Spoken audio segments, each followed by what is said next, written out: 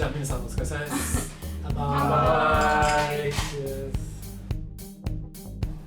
Welcome to a staple of social life in Japan, the Izakaya.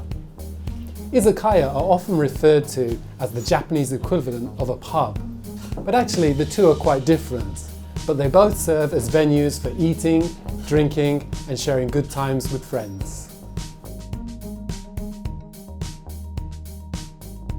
As well as being a place to go for post-work drinks at the end of a busy week at work, Japan's izakaya are often the scene for special occasions and work parties.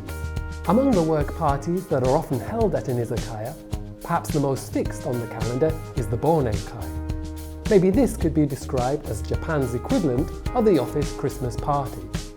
Bonenkai are end-of-year parties where the goal is for colleagues to relax and unwind together.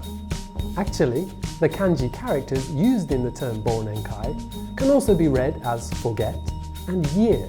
So some Japanese joke that the purpose of the party is to forget the bad things that might have happened that year. Don't drink too much though, or you might end up not being able to remember the party itself. Whatever the occasion, during a Japanese party like this, it's custom to pour drinks for others, rather than pouring your own drink. This gives people a chance to socialize as they go around pouring drinks for each other. If you do pour your own drink, it's not considered selfish. Rather, people will think that they've neglected to take care of you and hurry to pour you another drink.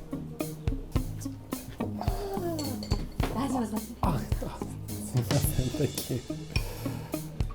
Thank you. Of course, further into the party, and people start to feel more relaxed about letting others pour their own drinks.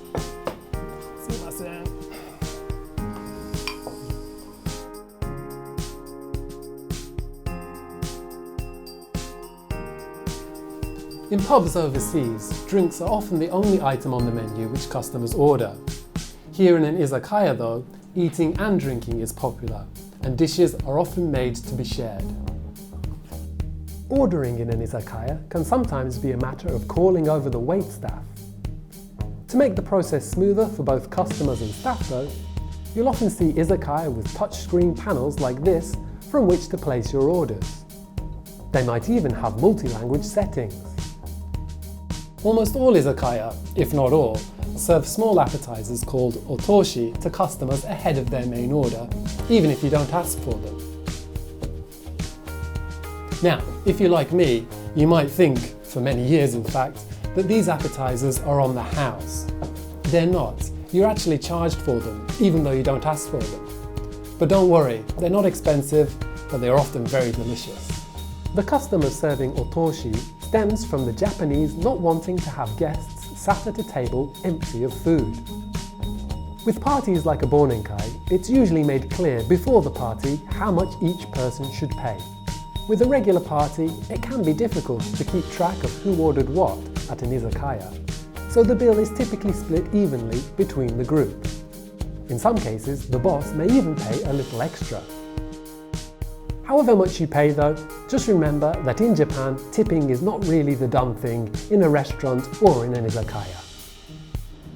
Japan might not be the largest country in terms of size, but regions and people are diverse, as can be their manners and customs.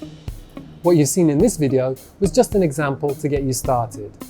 There might be variations, so just remember to keep an open mind and don't be afraid to communicate with the locals.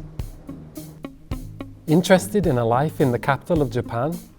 Head over to the Life in Tokyo website where you can find more videos like this, as well as articles, event listings and much more to help you make the most of your life in the city.